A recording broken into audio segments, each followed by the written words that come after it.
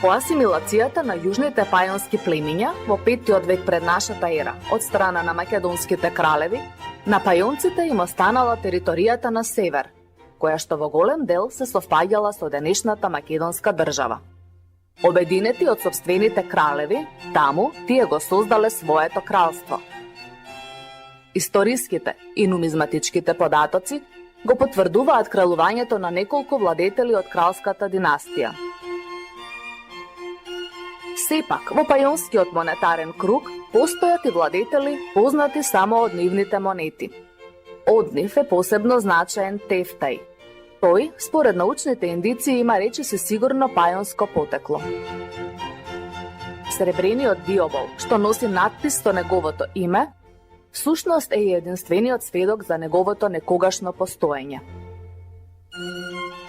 Официјалните почетоци на кралското монетокување се врзуваат со Ликеј околу средината на 4 век пред нашата ера, кога Пајонија му била подредена на македонскиот крал Филип II. Ликеј издавал сребрени монети со различни номинални вредности. Со најголемите, тетрадрахмите, кои што биле ковани со висок квантитет, изгледа му бил плаќан данок на Филип II. Дури и нивната реверсна иконографија илустрира сцени од митологијата на македонците. Малите номинали, драхмите и тетроболите, биле наменети за локална употреба и тие се навистина ретки. Особено е впечатлив еден уникатен тип тетробол со единствена иконографска комбинација, која што се поврзува со Аполон, главното божество на пајонците. Патрај ја наследил Пајонија како вазал на држава, кога и пајонците со својата лесна конјаница биле дел од македонската армија во персиската кампања на Александар Велики. Патрај успеал да ја поврати независноста по смртта на Александар во 323 година пред нашата ера. Патрај има многу богата монетарна продукција во сребро со различни номинали. Реверсната иконографија на дел од неговите тетрадрахми укажува токму на отфрлувањето на македонскиот суверенитет, бидејќи соборениот војник се брани од пајонскиот конјаник со македонски штит.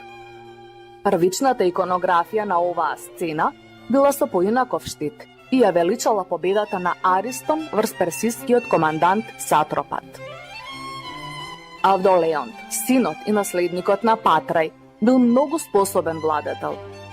Ја одржал независноста на Пајонија и ја зајакнал незината стабилност.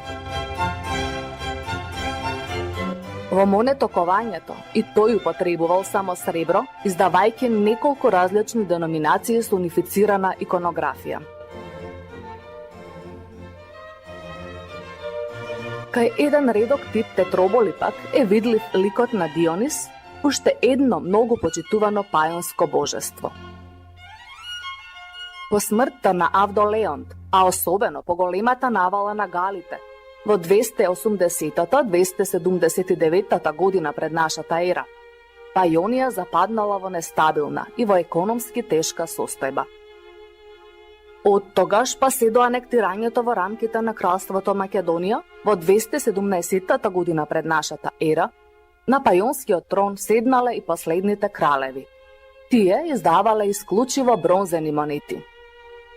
Така, по повеќе деценискиот прекин, Леон го возобновил пајонското монетокување кон крајот на своето владење. Тој ковал пари во ограничени изданија кои што се многу ретки.